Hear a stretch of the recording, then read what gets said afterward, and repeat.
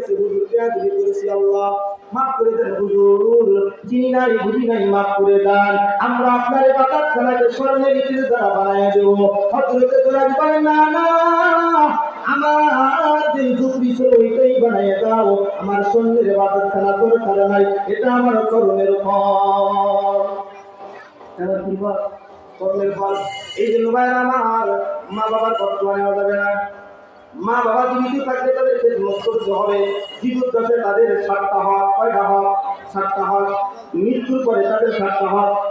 সুন্নাহ হযরত মাওলানা আবুল হক রাহমাতুল্লাহ আলাইহি কিতাবের মধ্যে লেখেন, জীবিত দশায় 7টা হক।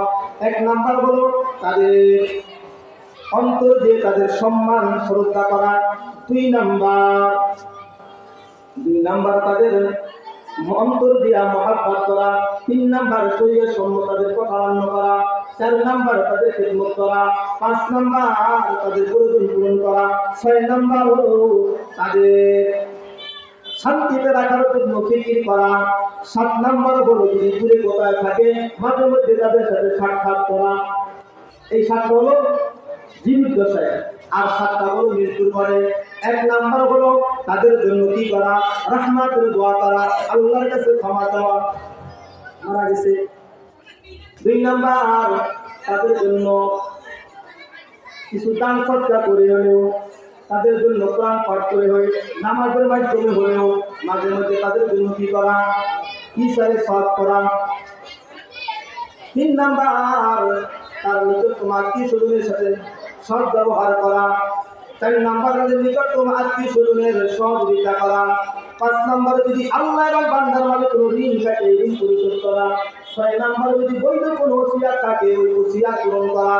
7 নাম্বার মাতা পিতার কবর মাঝে মধ্যে জিয়ারত করা। আমি জিয়ারত করা। কিতাবের ভিতরে আসছে যখন সন্তান মা বাবার কবরের পায়ে দিয়ে হাইটা যায়, সন্তানের মা বাপ হাত টানে দিয়ে বলে, ও সন্তান তু তাওয়াঙ্গার নাস্তাইয়াল মালমা ইজামাদা ফিরসুদি আযহালমা। মাথার গাম করে আমি তোর জন্য সম্পদ রেখে আসছি, ওই সম্পদ দ্বারা সম্পদশালী হয়েছ। মাথার গাম পায়ে ফলে গাড়ি করে রেখেছি, ওই গাড়ি দ্বারা গাড়িওয়ালা হয়েছে। মাথার গাম পায়ে ফলে আমি বাড়ি করে রেখে আসছি, ওই বাড়ি থেকে আজকে বাড়িওয়ালা হয়েছে। আর আমি মা, আমি বাবা, বছরের পরে বছর, যুগের পরে যুগ কবরের ভিতরে পড়ে আছি। আজ পর্যন্ত সংবাদ নিরিয়ার সন্তান, এর সন্তান মনে রাখি তুই কিন্তু বাবা হইছে, তোর সন্তানেরা কিন্তু তোর কবরের কাজটাও হাঁটবে না। এই জন্য মায়ের আমার মাঝে মধ্যে মাথার ভিতর কবর জিয়ারত করবেন, পারবেন না?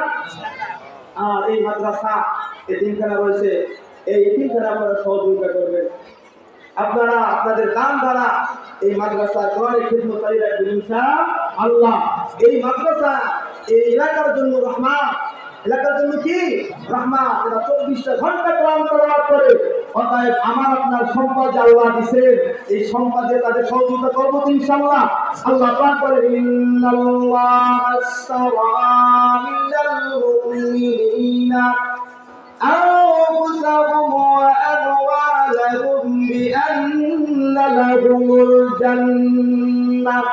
আমি আল্লাহ জান্নাতের বিনিময়ে তোমাদের জান এবং মালকে ক্রয় করে নিয়েছি, বলেন সুবহানাল্লাহ ওয়া বিহামদিহি। অর্থাৎ বিকৃত সম্পদ এটা কারায় খরচ করবো আল্লাহ মানে। এই মাদ্রাসা দিকে আপনারা খেয়াল রাখবেন, এই মাদ্রাসাকে জিন্দা রাখবেন, তো ইনশাআল্লাহ ইসলামের বড় খেদমত হবে। এই কোরআনে যদি খেদমত করতে পারেন, এই কোরআন আপনাদের সুপারিশ করে করে জান্নাতে নিয়ে যাবে। আল্লাহুম্মা আমিন। এই আলোচনা হলো আমাকে এবং আমাদের সকলকে আল্লাহ পাক আমল করার তৌফিক দান করুন, আমিন। ওয়া মা আলাইনা ইল্লাল বালাগ। আসসালামু আলাইকুম ওয়া রাহমাতুল্লাহ। আলহামদুলিল্লাহ, আজকে বিশেষ মেহমান আপনাদের সামনে আলোচনা করে ধন্য করেছে, গুরুত্বপূর্ণ বয়ানগুলি পেশ করেছেন। এগুলো যদি আমরা মানতে পারি, আল্লাহ সুবহানাহু ওয়া তাআলা তিনি যে পিতামাতার গুরুত্ব সম্পর্কে আলোচনা করেছেন, হাদিস শরীফের ভিতরে আসছে ওমা জান্নাতুকা ওয়া নারুকা, পিতা মাতা তোমার জান্নাত, আবার পিতা মাতা তোমার জাহান্নাম। পিতা মাতা যদি একবার একটু দোয়া করে যায় আল্লাহ তাআলা সন্তানকে জান্নাত দিতে পারে, আর যদি পিতা মাতা বদদোয়া করে তাহলে ওই বদদোয়ার কারণে তার জাহান্নাম হয়ে যেতে পারে। এই জন্য আমরা হুজুর যে পিতামাতার গুরুত্ব সম্পর্কে আলোচনা করেছেন, আমরা বাস্তব জীবনে আমল করে পিতামাতার খেদমত করে যেন আমরা জান্নাতবাসী হতে পারি, সেই তৌফিক আমাদের দান করেন। প্রিয় উপস্থিতি, এখনই আজান হবে, আজানের পরেই এই মাদ্রাসা ময়দানে জামাত অনুষ্ঠিত হবে। আমাদের যাদের অজুরায় আমরা ইসলামটা সেরে আমরা সকলে জামাতের জন্য আমরা এই মাঠে চলে আসবো ইনশাআল্লাহ।